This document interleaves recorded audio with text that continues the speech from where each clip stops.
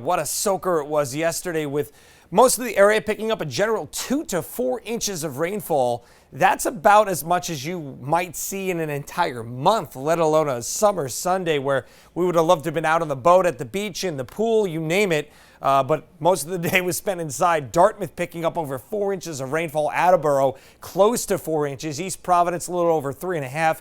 Greenville just under 3.5. And then you have North Kingstown here, almost the exact same amount. Charlestown just a little bit shy of 3 inches of rainfall. Now, we do still have a couple of flood alerts to tell you about. River flood warnings.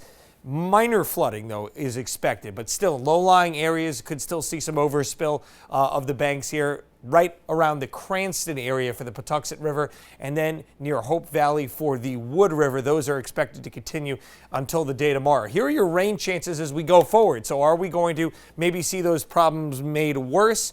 Fortunately, nothing like what we saw yesterday. Slight chance on Wednesday, and slight chance tomorrow into Wednesday. I think Wednesday, most of the day, winds up being okay. Friday, I would say, is our best chance for the next several days, and the weekend looking drier this time around. But you can see all the green boxes again here, not just here at home, but all across the Northeast and all the way up to northern New England, still dealing with some river flood concerns. Here's the next piece of energy that is going to come in for our Tuesday. The good news with this is, and we'll track it for you right here now, most of this is going to stay to the west. Temperatures overnight, mild, muggy. We are dealing with a mixture of sun and clouds tomorrow. Let's stop this here at 10 a.m. You still see nothing in the screen. There you go, right there, as we head into the afternoon and early evening. We're going to start to see some of that moisture headed in our direction. Some of us could get grazed by a shower later tomorrow, but most of your Tuesdays looking dry. Then look what happens on Wednesday.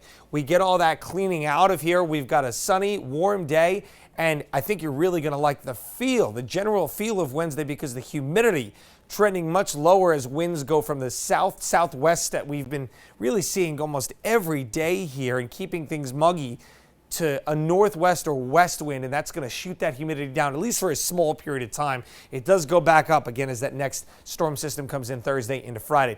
Real quick check on the tropics, and I show you this one because grand scheme of things, proximity-wise to southern New England, this isn't that far away, but you would say, okay, it's probably heading out to sea, right? Well, even though it's weak and even though it's small, take a look at what it does here. This is Don becoming a tropical storm, perhaps, over the next couple of days, as it does what? Yeah, it loops back around, coming towards the U.S. and Canadian mainlands here. It looks like it will stay away far and away enough from us to not cause us any direct impacts, but what it could do is kick up the rip currents. And speaking of that, we have had those elevated today, and they will continue to be tomorrow, as well as will the surf, about 2 to 5 feet out of the ocean beaches tomorrow. Bays will be a little bit less than that. All right, again, your forecast tonight, 70 degrees, partly cloudy with patchy fog, a light south wind. Again, that south wind that's been keeping us humid. We have that again tomorrow, 83. Most of the storm activity will stay west of the area. Then as we head into your Wednesday, a nice day, a nice drier day. Thursday, not bad, maybe a late day shower or storm. Friday, the better chance, and perhaps a spot shower on Saturday, but the weekend is looking exponentially better than what we had this weekend.